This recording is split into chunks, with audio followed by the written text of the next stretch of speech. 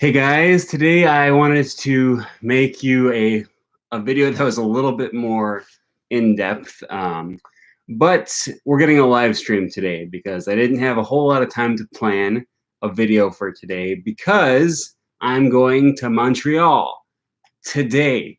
And we're gonna go to a conference called LangFest that I believe just started last year. And I've been watching a lot of videos about this festival. And seems really legit. Seems a lot like the Polyglot Gathering. If you just watched my last video, um, the Polyglot Gathering, it's in Europe, and it's a bunch of people from all over the world that just want to learn languages and learn about languages. And so that's what LangFest seems like from the videos that I've seen. I actually met the director or the founder. I'm not sure exactly what his title is, but I met him this past January when I was in Montreal, and that's how I found out about this. And but since then, I've seen a whole bunch of big name polyglots talking about LangFest, and I've seen the videos about LangFest, so it's going to be pretty cool. The other big news for today is my new beard, and I just did it because for the sole purpose of annoying Please Clap. If you've been watching this individual's comments about my beard. No, that's not really why I did it. I just do this stuff because it's fun. It's fun to have new facial hair, new styles, especially non-conventional ones. So anyways, today's video is going to be about just me getting ready for the Montreal Language Festival. I actually intended to post a new video for my linguistics sorry, there's a fly or something in here. I intended to post a new video for my Linguistics 101 video series, which I'm a little bit disappointed. This video series, if you've been watching my channel for a while, you probably remember a few months ago I started doing linguistics videos and about the basics of linguistics. And I did a video on, just an overview of linguistics, did a video on phonetics, phonology, morphology. And I started doing a video about syntax this weekend. And I didn't get enough, sorry, my girlfriend is messaging me, but I'll message her later. She doesn't know I'm going live right now. I started doing a video on syntax about linguistics, and I just ran out of time this weekend because I was packing and getting ready for LangFest. So that'll be coming, let's see, not this Friday because I'll still be in Montreal then. Probably next Monday, we'll be getting a video on syntax, continuing the Linguistics 101 series. And that is a series that I was a little bit disappointed with because I'm super passionate about linguistics. I find it really interesting. And those videos just didn't do quite as well as some of my other videos, which, that's not really that important. Of course, if one person learns something about linguistics or starts to get a passion or just has some kind of breakthrough in their language learning because of the videos that I've been posting, then it's worth it, right? But also, I like to spread my message a little bit further, and so I was a little bit disappointed in the turnout of these linguistics videos. All right, good luck with your trip, and the nude beard suits you too. Thank you. I think you're the first person to compliment the new beard, actually. Anyways, so I was not quite sure if I was going to continue with this Linguistics 101 series because it hadn't been doing super great. But then I decided I don't care how many people watch the videos. I'm passionate about linguistics, and I find it really interesting. And I know a lot of people who are watching my videos will find it interesting as well. So I decided that I'm going to continue going on with that regardless of how many people watch it. So long story short, that's why I'm doing live stream today. Because and also another thing is that those linguistics videos, I put a lot more work into them. They've all been at least half an hour long so far. and you don't realize how long it takes to do all the planning and preparation for making a video like that. Not to mention all the editing and you know, all the post work that comes doing after doing the filming. So anyways, yeah, that's really everything I wanted to talk about today, but maybe I'll wait a little bit longer and see if more people show up to the live stream and ask questions and stuff. I'm brand new to live streaming, actually. So when I was in France a few weeks ago, I met Kevin Abroad, who does, you know, he has his own language learning channel. He's from France, and I met him. We met up 2 times, actually, like the last 2 days that I was in France. And he was like, "Hey, you want to do a live stream?" And I was like, "I don't know. I've never done that before. That's scary." Because, okay, I'm gonna let you guys in a little bit of a secret. He goes, "Wow, now I want to go to LangFest." Yeah, it's super awesome. If you can, I would totally recommend it. If you live in, you know, Eastern Canada or Northeastern United States, there's still, I think there's still tickets available. You can sign up right till the end. Anyways, what was I saying? Sorry, that's the cool thing about live streaming. I'll be on a train of thought and then I'll get interrupted, but it's cool. I prefer to have questions rather than just ranting about whatever I was talking about. Oh yeah, so I was in France. I met Kevin Abroad. He has his own language channel. And we decided that we were gonna live stream, which I've never done before. And little secret about my channel is, you know, if you've been watching me for a long time, you'll see that I do a lot of videos where I'm like doing cuts back and forth, you know, and I'll be like up here talking, and then I'll be back here talking. That's not like a stylistic choice. I mean, it kind of is, you know, I think a lot of YouTubers do that just because they think it's cool and interesting and kind of dynamic. For me, it's because I have to make cuts through my videos. Otherwise, it's going to be 50% of a video of me just going, yeah, so, well, technically, you know, and your video is going to be 50 minutes long. And then I also get on these just like rabbit trails of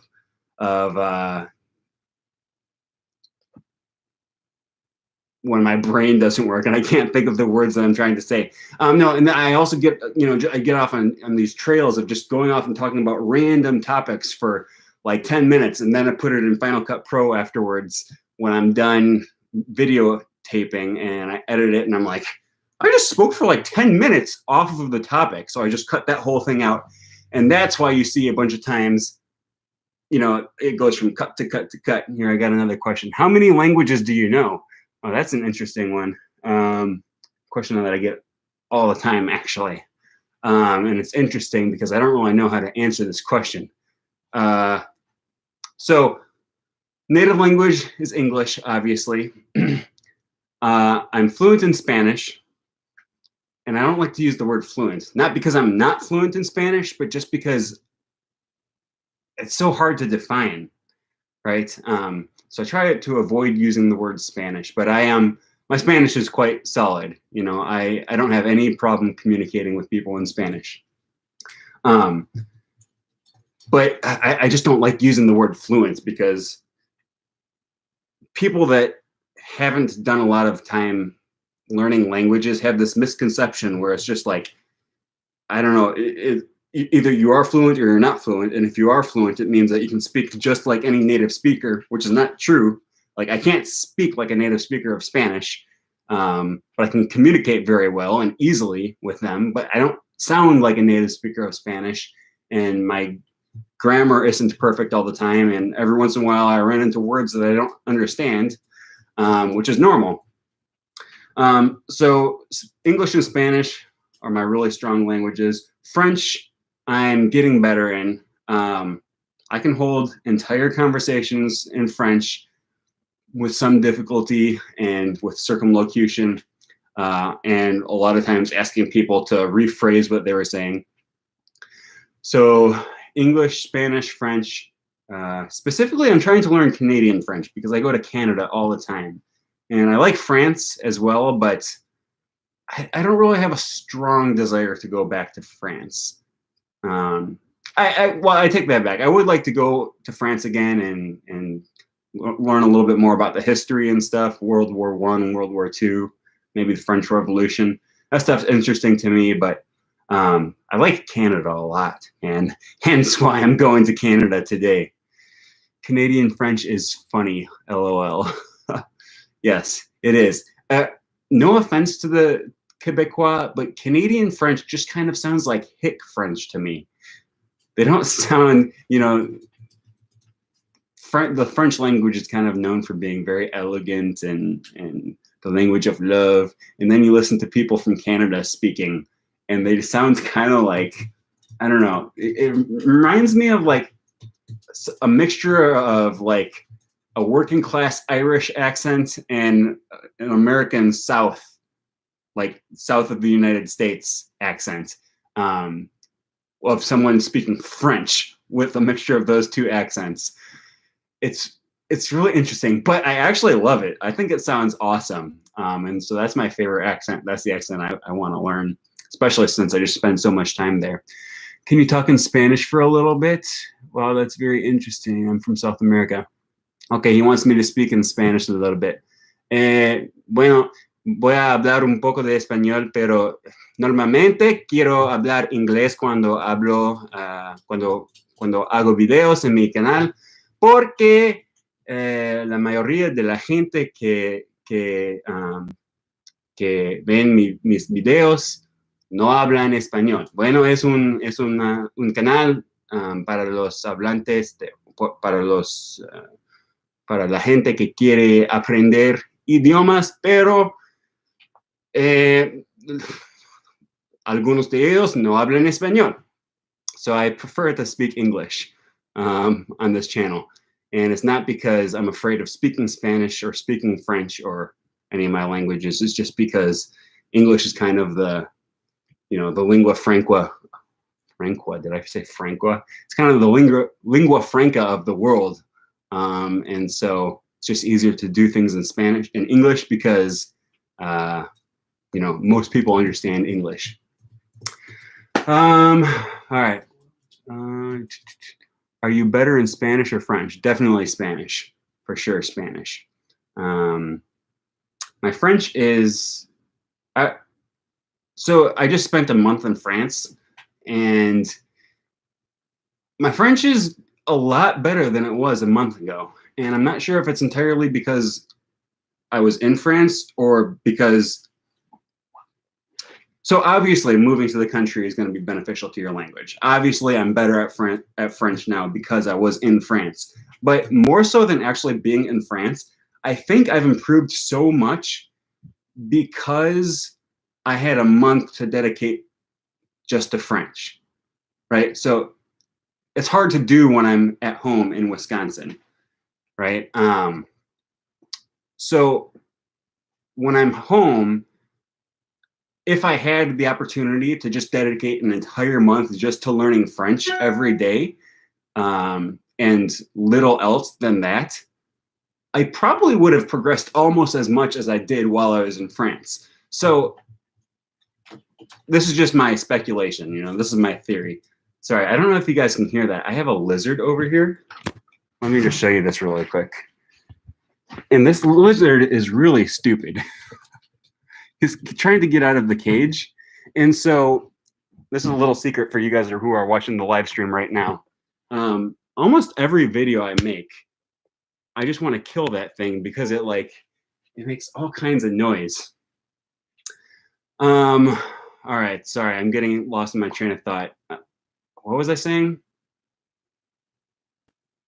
I don't remember what I was saying. The lizard interrupted me. If you guys remember what I was saying, then you can comment. Sorry, I just joined. So which languages do you speak? I heard Spanish, French, and English. Which languages do you plan to learn in the future? And where are you from? I'm from Wisconsin, United States. Yeah, so English is my native language. Spanish, I'm quite good at Spanish. French, I am improving on. That's what I was just talking about. Also learning Esperanto, and my Esperanto is rough. But I actually have my own Esperanto YouTube channel. And it's a channel in which I speak only Esperanto. And if you guys want to look that up, it's Fingtam Esperanto. So Fingtam, like the name of this channel, Fingtam Languages. It's not Fingtam Languages, it's Fingtam Esperanto. And if you watch those videos, if you watch anything on my channel, you'll see that I speak only Esperanto on that channel, no English at all. But it's hard. You're going to watch me struggle, and that's the point of the entire point of the channel is I'm learning Esperanto, and I'm not afraid to struggle. I'm not afraid of people seeing my weakness. In fact, this is by far the single most effective thing that I've done to help me learn Esperanto, because all of the fluent Esperanto speakers who have good grammar, they go on and watch me make a fool of myself, and they watch me make all kinds of stupid mistakes, and they leave little corrections afterwards. And they're always like, oh, so sorry, you know, I'm not doing this to criticize you. I just want to help you learn better. And then they leave their criticisms. And I'm like, don't be sorry about correcting my grammar. That's the entire point. And they're like, you're doing so good, just a few small little corrections. So anyways, okay, maybe my question is not related to today's topic, but what are the job opportunities for someone who studies linguistics or modern languages? Okay, yeah, that's not related to the topic, but that's totally fine. I mostly do these live streams just because I want to take people's questions.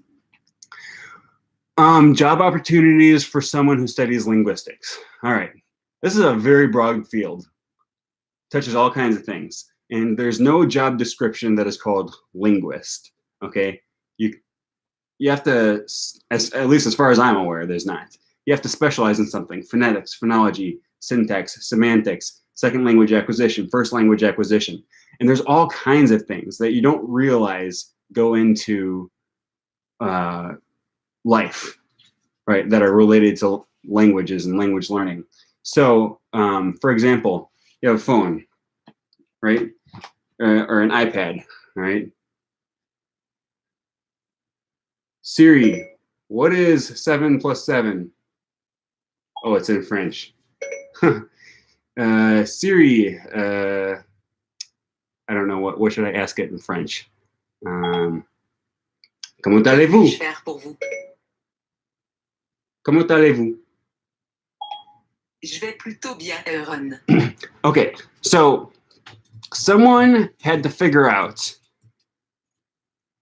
what the sound waves that come out of my mouth and are picked up by the microphone in my iPad. Someone had to figure out what those sound waves are like and what each individual sound that I make, what sound waves pertain to that speech sound, to the T's or the R's or the S's, right? And then once it gets there, someone had to figure out, how do we put all these sounds together, all these sound waves, and get them to form words? And how do we get the computer to understand what I'm trying to say, right? You need linguists to do that. Computers don't just automatically understand what people are saying, right? So there's all kinds of jobs in that, and you know, Google Translate. There's jobs helping people with speech impediments, or helping actors do new accents. Oh my goodness, have you guys seen the new Sacha Baron Cohen TV show? It's called This Is America, or it's called Who is America? Who is America, I think. Freaking hilarious, the things that he does. And he's so good at putting on accents. He does like an Israeli ex-army officer or something, and he does like he's British, but he does spot on American accents. And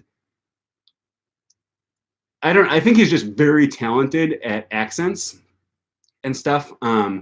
But someone had to train him. I guarantee he did not just pick this stuff up on his own. I'm sure some linguist had to train him on the actual phonology of the accents that he's trying to do. So that's just a few different things that linguists are involved in. All right. Respect for you, brother. Not many American people learn languages. How did you start? What gave you the motivation? Yeah, I've always been interested in languages, actually. And it's true. There's not a lot of Americans that are really passionate about learning languages because we don't need to, right? you could go your entire life, and most people do. They just go their entire life without ever having to speak any other language, and it's not a huge deal to them because they don't go anywhere where they would need to. But I love traveling, so that's a big part of my motivation, I guess. And I remember from a very young age wanting to learn foreign languages, wanting to learn Spanish, um, and then starting in 8th grade, I took Spanish classes all throughout high school. It didn't help that much, but then I moved to Central America, and you are introduced to a whole new world because if you go to, I don't know, if you go to Germany or Sweden or Netherlands or something like that, you're going to find a lot of people that speak English, right? But if you move to Central America, your English speakers are a lot more rare, a lot more, less common. So you have to rely on your Spanish skills more, which is pretty cool. It's a good experience. Okay, what level do you plan to reach and achieve with your languages? Well, I'm not actively working on improving my Spanish right now because I'm at a satisfactory level for me where I can communicate with anyone I want and I can really say anything I want. Sometimes I'm not. Sometimes I do struggle a little bit with saying precisely what I want to say or with getting proper grammar, but I can always communicate my point very easily. It's not a hindrance to conversation. Obviously, if I can improve my Spanish in some way, then I will. I would like to get my French up to a C1, maybe C2 level. Esperanto, I don't have any goal. I'm not worried about becoming a fluent Esperanto speaker. That's mostly fun, and it's a community that is really close to my heart, and so I want to be a part of that community. I want to learn more, and I want to get closer with other Esperanto speakers, but I'm not worried about dedicating a whole ton of time and effort to Esperanto. My next language, and I've gone back and forth on this before, I really would like to learn, one of the languages I was thinking about is I would really like to learn Ancient Greek. And obviously, I'm not worried about speaking or listening to that very much. I would just mostly be interested in reading it. So I'm not exactly sure how much effort I'll have to put into that to just learn to read, because for me, at least, reading any language is much easier than speaking it. So there's that. The other one that's been on my mind a lot lately is Mandarin Chinese. So I don't know for sure that this is going to be my next language, but when I do decide that I'm at a decent enough level in French to move on to another one, that might be it. And I hear that this one's really hard. And I honestly don't have a strong motivation to learn Mandarin to a C level. Okay, but if I could get to a B level, B1, B2 maybe, just enough so that I can have interesting conversations with people when I go to Chinatown or a Chinese restaurant or Chinese store or something. And I would also like to travel to China for culture and history, and I think learning the language is a big part of that. So that's my goals for the short term. And then obviously I don't have any plans of stopping learning languages. So 10, 20 years in the future, hopefully I'll be at a B and C level in 5 or 10 languages. I don't know. We'll see about that. How do you train your ears to distinguish new sounds? Some say as an adult it is impossible, but I'm not sure if it's a limitation put on us or a fact. Okay, it's a fact. Adults are not as efficient at learning languages, how would you say that? Adults are not as efficient at learning phonology as children are. It's just a fact. They've done studies. This is not my personal opinion. This, it's been studied. There are experts in second language acquisition who dedicate their lives to studying the ways adults learn languages.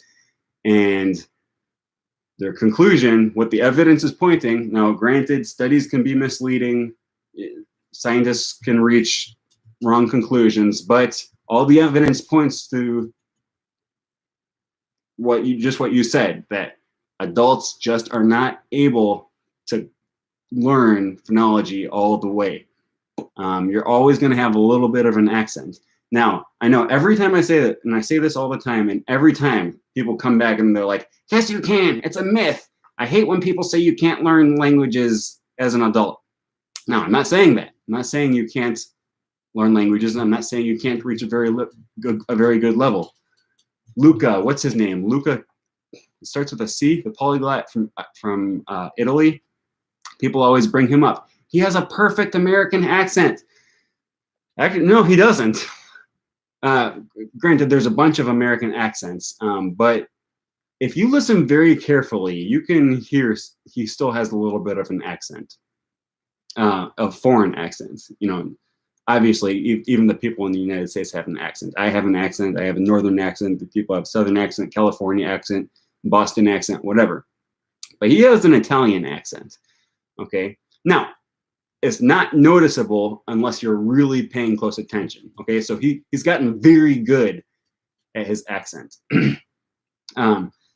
But he started learning English after this critical age. Okay. And there's different critical ages. I learned this from I took a second language acquisition class, and my professor is actually very established in that field, in the field of second language acquisition. He's actually, they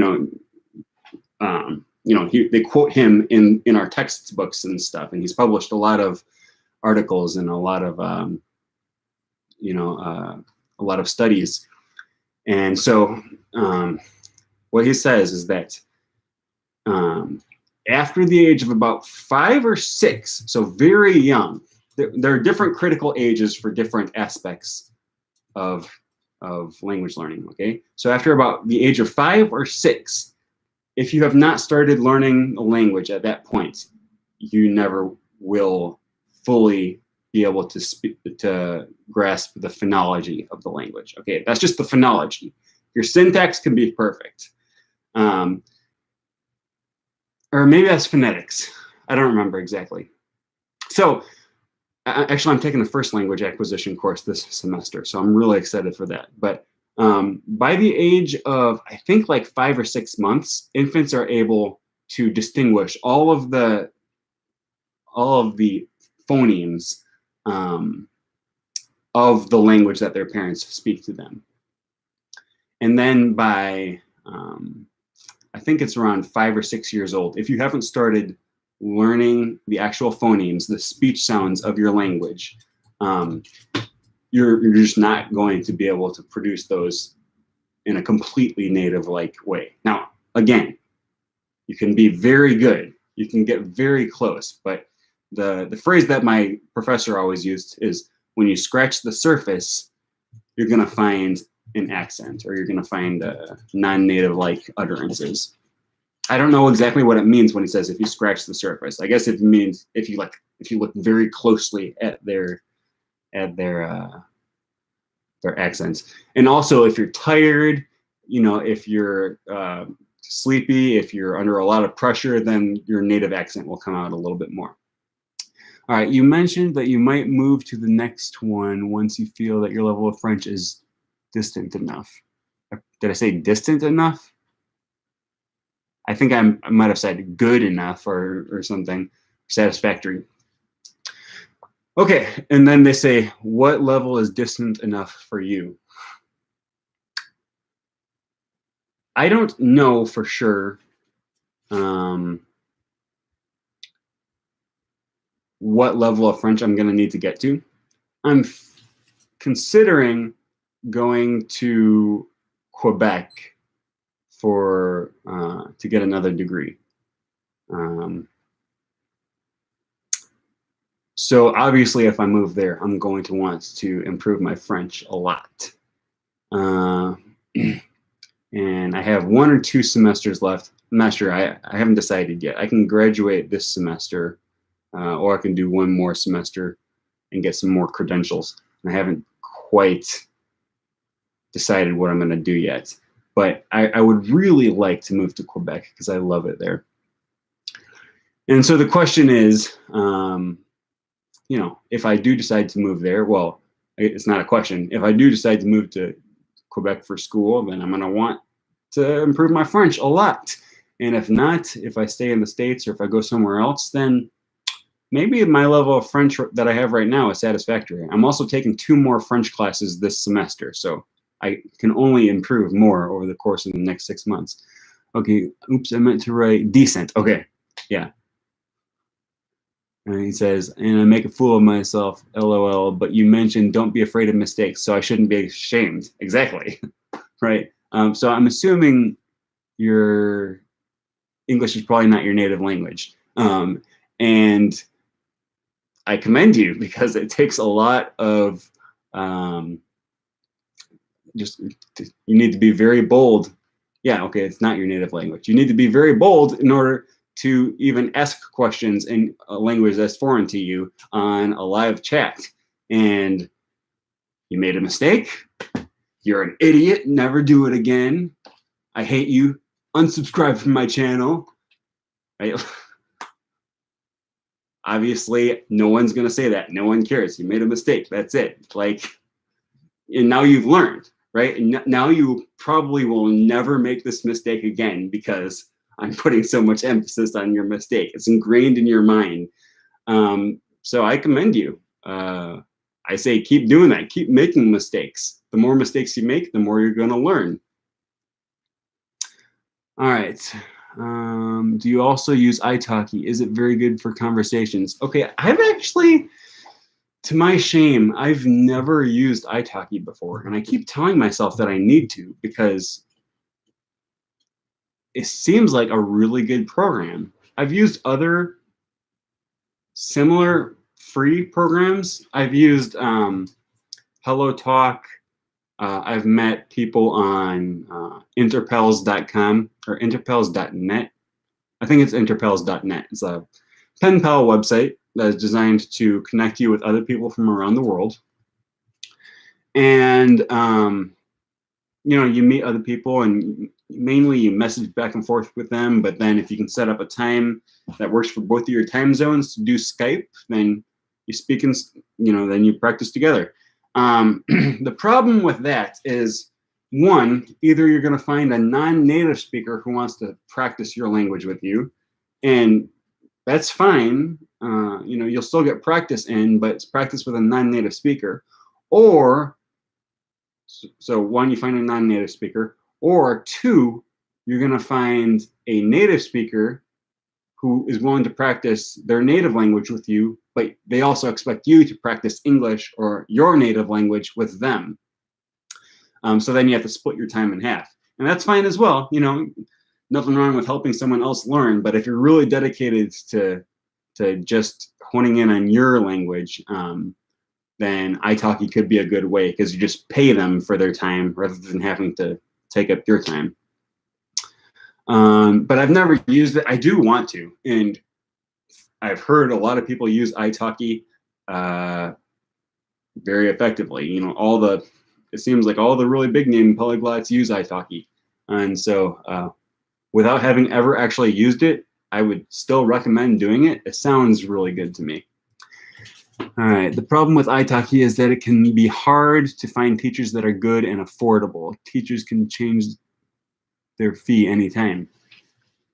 Yeah, like I said, I've never used it. I actually, well, I can speak about takelessons.com because I used to teach English and Spanish on there. I do private lessons, and yeah, it seems like anything that's going to get you speaking with a native speaker is good, especially if they're knowledgeable about, you know, the grammar and stuff and different ways to help you, because, you know, a lot of times you don't realize how complex your own native language is, right? I was helping someone when I lived in El Salvador. I was helping one of my friends who was trying to learn English, and he would always ask me questions, and he goes, Aaron, what's the difference between somebody and anybody? And I was like, well, you say somebody when you're talking about somebody, and you use anybody when you're talking about anybody, right? And like you don't realize how complex the grammar of your language is because there's all these little things like that that you take for granted. You think people are just going to come and ask you, "Hey, what is the suffix for past tense?" And you're like, "ed," and they're like, "What is the suffix for the present progressive?" And you're like, "ing," and then they come out and they're like, "All right, what is the difference between somebody and anybody?" And you're like, or what's the difference between each, every, and all? And you're like, well, they all mean the same thing, but different. And they're like, what's the difference between could, should, and would? And then you have to stop and think about this stuff. All right, how many languages do you need to be able to speak so you can attend LangFest? And what do you mean by getting ready for LangFest? Okay, sorry. Yeah, going back to the original topic of this live stream. How many languages do you need to be able to speak so that you can attend LangFest? Presumably one. But if you speak no languages at all, then I'm sure they'll still let you in, as long as you can understand a language. I don't know of anybody that speaks no languages, but if you were willing to pay the price, the entrance fee, and come in, then presumably you're still allowed to do so. I haven't. There is no language restriction. You have to be able to speak X amount of languages. That's not what it is. And what do I mean by getting ready for LangFest? I'm leaving. I'm gonna have to cut this this live stream short because my bus is leaving here in just a few hours. So with that said, I think talking to a native speaker is a bit overrated. It is important, but you can also learn a lot from foreigners who have a C level. That's true. The problem, at least for me, the problem with speaking with non-native speakers, even if they have a C level, they still make mistakes, right? And there will be a lot of times where I'll be listening to someone, if they're a native speaker, and they'll say one thing, and I'll like lock onto that thing, and I'll think to myself, "That's how you say that thing. This is the phrase I was looking for." And I'll like hone in on one thing that they said. They uttered it one time, and I remember that, and then I start to use that. Okay. And when I'm speaking to a native speaker, that's just what I do. I can hear you say something one time, and I'll remember it, and I'll start speaking, and I'll start using that phrase. It doesn't work for me when I'm speaking to non-native speakers, because even if they are a perfect C2 level and they make no mistakes, I don't know that they're making no mistakes. And so if I hear them say one thing, I have to stop and question myself. All right, is that the way native speakers actually say that one specific thing? Or is that just the way that this person said it because they were making a mistake? And so for me, just mentally, it's a different game when you're speaking to a non-native C2 level speaker versus someone that I know is a native speaker. And I don't care if native speakers are speaking grammatically incorrect. I put that in quotes because native speakers don't actually speak grammatically incorrect. See what I did there? Non-native speakers don't, or native speakers don't speak grammatically incorrect. Okay. And sometimes they put prepositions where prepositions shouldn't be at. And sometimes they start sentences with a conjunction. But those are not errors. I'm not worried about that stuff, right? This is just the way people speak. And so if you speak in a way that your English teacher told you not to speak, but you're a native speaker, you're still speaking correct English in my book. What do you think about the status of Spanish language in the US in the future? Do you think the Native American languages will disappear completely? Do I think native languages will disappear completely? It's possible. Yeah, it could happen. There are really strong pushback against some of these languages dying. You know, they're trying to do revitalization efforts on some of these languages, but as far as I'm aware, they're not really effective. And the problem is you have kind of a marginalized community or something. You have, you know, I'm not an expert on the subject, but I see,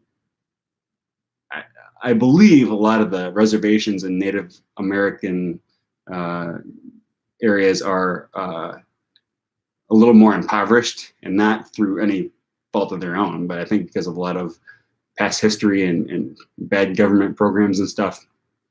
And so you have a, you know, an impoverished community, and then you have all these, you know, and you're just trying to survive, right? Like you're, you know, you're trying to go to work and create a good life for yourself and for your children, and then you have all the white people worried that the language of your great grandparents is dying, and it's somehow your responsibility to keep that language going, and you have to teach it to your kids, otherwise you're a bad Native American. And you're not worried about that. You have bigger things to worry about. So I think that's probably a big part of the reason, maybe. Like I said, I'm not an expert, and I don't want to, you know, presume what is actually happening. I guess I just did presume what's happening, but just to a disclaimer, that's just my guess of what's happening. You know, so yeah, some of them may die. I mean, they have, a lot of them have died, and some of them have died, and they tried to like bring them back to life, and that never really works. I guess it kind of worked with or where is that, Hebrew in Israel. It died in some sense. You know, people were still using it for like liturgical services and stuff, and then they brought Hebrew back to life. Do I think they'll? I don't think they'll disappear. Well, they can't disappear completely, right? They've been documented. The languages that we have now, Native American languages. You know, we have books about them, and dictionaries and stuff, and they have resources for learning these languages. So they can't disappear completely. We have a record of them. But as far as native speakers speaking them fluently, probably, yeah. I mean, a lot of them will. And then as less and less people speak a language, you have less and less motivation for learning that language. So I don't know, a lot of people just probably don't see the point in putting in a lot of time and effort for learning a language, not for any practical reason, but just because it's dying. Now, of course, if you belong to a tribe and your culture is you're watching it go extinct, and you know, and you believe that the language is a big part of your culture, then by all means, you know, I think it's great if you want to teach your children that language and preserve your culture and preserve your history.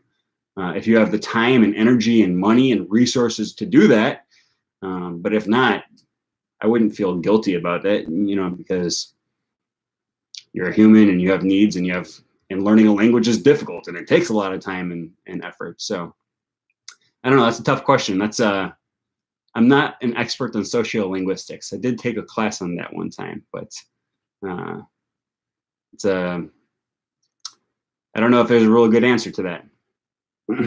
All right, next question is, hey man, thanks for the great channel and for all the tips. I really enjoy your series on linguistics, and I'd like to find out more for myself. Do you any good books on the basics of linguistics? Yeah, so so this goes back to something we were talking about earlier in the live stream. I don't know if you were here for that, but I mentioned that I started doing this series on linguistics about 4 months ago, maybe. And those videos didn't do super great in terms of views. they just weren't as popular as some of my other videos about language learning. And I was disappointed because I find linguistics to be fascinating, and I think everyone should be interested in linguistics. And you know, if you're not interested in the things I'm interested in, then you're wrong. So I thought I couldn't understand why people weren't interested in these videos. I guess to some extent, you know, these were run a little bit more like a class. I mean, that's why I call it Linguistics 101. It's the basics of linguistics. And they're quite long videos. Some of them are like 30 minutes long. So maybe those are factors that people just couldn't get over.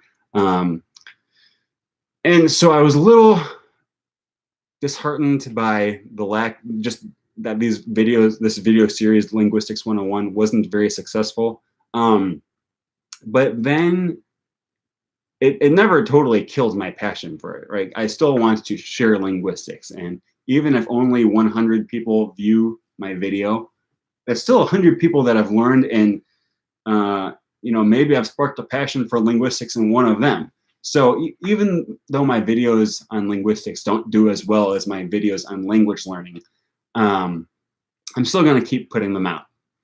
Yeah, so actually, the reason I'm doing a live stream today instead of posting an actual video is I was actually working on the next video in the series. I was working on Syntax 101, which syntax is a really interesting area of linguistics, especially for language learners.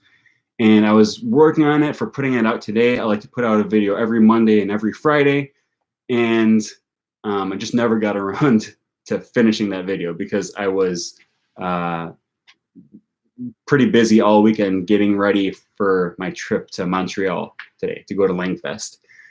With that said, I'll still be in Montreal this coming Friday.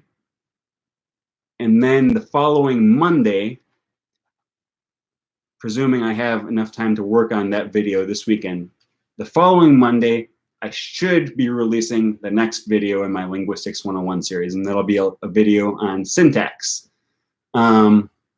All right, that was a really long explanation for his question. He says, and I'd like to find out more for myself. Do you have any good books for the basics of linguistics? The book that I always recommend is called The Art of Language Learning. Do I have that here? Sorry, not The Art of Language Learning. It's called The Art of Language Invention. I must have it in my bookshelf downstairs. The Art of Language Invention by David Peterson. It's an excellent book, and it's about conlanging. It's about making your own language. And it's written by the guy who wrote the Dothraki language for Game of Thrones, and the High Valyrian language for Game of Thrones, and a few other alien language for different sci-fi movies. And it's really interesting, even if you're not interested in conlanging or making your own language, okay? He goes through all the basic areas of linguistics: syntax, phonology, morphology, you know, historical linguistics and stuff. And he teaches in a way that's just really fun. It's an interesting book, and he's so funny. He teaches you about, he compares allophones to werewolves. And he uses that to teach. And it was actually like a strangely interesting metaphor. And I now use this metaphor whenever I'm trying to help other students understand what a phoneme is. So there's The Art of Language Invention. I would recommend that. And The Study of Language. It's called The Study of Language by Stephen Ewell. And this is I think it's Stephen Ewell. Let me just double check this real quick. The Study of George Ewell.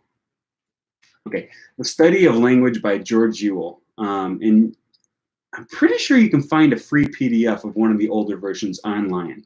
So I would look that up. Otherwise, it's not like a really expensive textbook. There's 5 editions. You get one of the older ones. It'll be cheaper.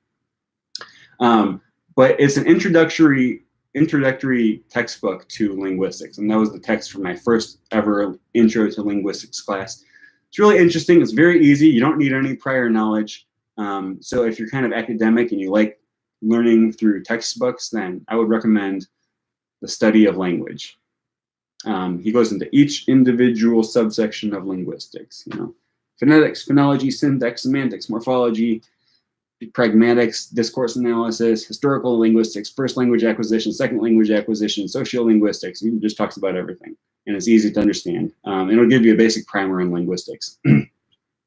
And I mentioned this in my last video, but if you've never seen the Ling space, L-I-N-G space, it's a linguist who has his own YouTube channel, and he does videos just on linguistics, so not specifically on language learning. He does videos on the actual academic side of linguistics, but it's very interesting and it's very fun. He usually he takes each video and then he'll in each individual video he will use references to a specific movie or famous book or something. Whenever he uses, because in linguistics you use a lot of example sentences, right? You have to show an example of grammatical sentences versus ungrammatical sentences. And the sentences that he uses, they're just example sentences, and he pulls them out of, Star Wars and Hunger Games and stuff like that. All right. Are you able to think in Spanish and French? If yes, how long did it take you to start thinking in them? Did you do anything special? You did start thinking in them? Yeah. So when I lived in Central America, I found that I would dream in Spanish, and I would wake up and the first thing I would say is, voy a la cocina para comer el desayuno, right? You just wake up in the morning and the first thing you think is in that language. Or you stub your toe and you shout something in that language, right? And I think it's just being surrounded, just naturally speaking that language all day long. That's just naturally what your thoughts come to you. And I think that happens to me to some small extent when I was in France, but not as much because I was surrounded by English speakers in my classes. And they were mainly the people that I hung out with, which is kind of a shame because I wish I would have met more French people to hang out with and not speak English with. But, you got to go to class. And one of my classes was actually taught in English. It was a history class. It was a cool class. We went all around Paris. There was no classroom. The classroom was Paris, and we went to Notre Dame and the catacombs and different cathedrals and stuff. It was a cool class, but it was all in English. So it was kind of a shame. Anyways, I have to end this live stream now because I'm on my way to Montreal. I got LangFest, and my bus leaves in a few hours. I'm taking a Greyhound. It takes 24 hours to get there. So thanks for watching the live stream. If you came halfway through, you'll be able to watch the first half of the live stream. Go back and watch it. Yeah, 24 hours. It's a long bus ride. So thanks for watching the video. And I'll probably be releasing some videos in Montreal, hopefully if I get the chance. So thanks for the well wishes, and we'll see you guys then.